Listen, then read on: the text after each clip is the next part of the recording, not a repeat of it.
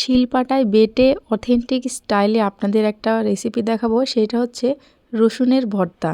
তো এই রসুনের ভর্তা বানানোর জন্য আমি দেশি রসুন ব্যবহার করেছি, কারণ বড় ওই রসুনেরগুলোর চেয়ে দেশি রসুনের স্বাদটা কিন্তু একটু বেশি হয়।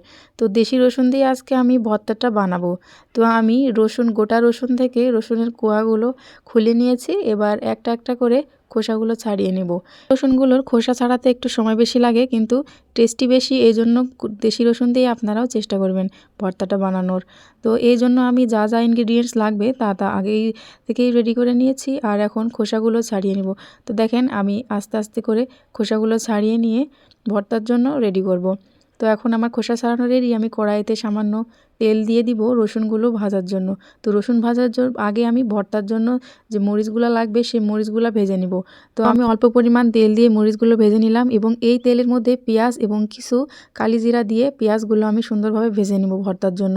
তো পেঁয়াজগুলো এইভাবে ভাজবো, দেখেন আমি কিভাবে ভেজেছি। তো এই পরিমাণই ভাজবেন, এর চেয়ে বেশি ভাজলে কিন্তু মচমচে বেরেস্তা হয়ে যাবে। তো পেঁয়াজ ভাজা শেষে আমি আরও কিছু তেল এখানে দিয়ে নিলাম সরিষার। এর মধ্যে আমার খোসা ছাড়ানো রসুনগুলো দিয়ে দিব।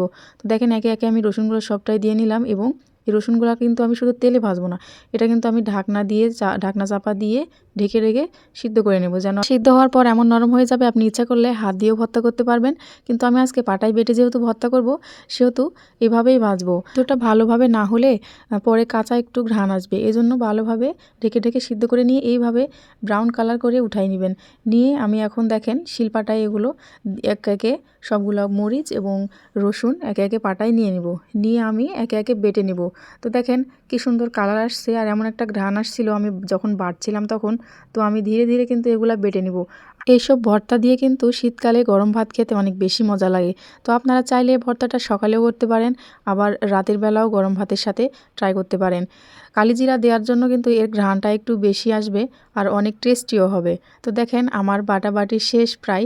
তো আমি এখন রসুন বাটা শেষ, তো কাঁচামরিচ আছে পাশেই, আর শুকনা মরিচ আছে। আমি একটা বাটিতে সব তুলে নিয়েছি। এবার মরিচ আর লবণ একটু সামান্য স্বাদ মতো দিয়ে আমি এটা ভালোভাবে ভেঙে হাতের মাধ্যমেই গুঁড়ি গুঁড়ি করে নেব। তো হাত দিয়ে ভালোভাবে কিন্তু আপনার মরিচটাকে ভেঙে নিতে হবে, না হলে কিন্তু ঝালের পরিমাণটা ঠিক আসবে না।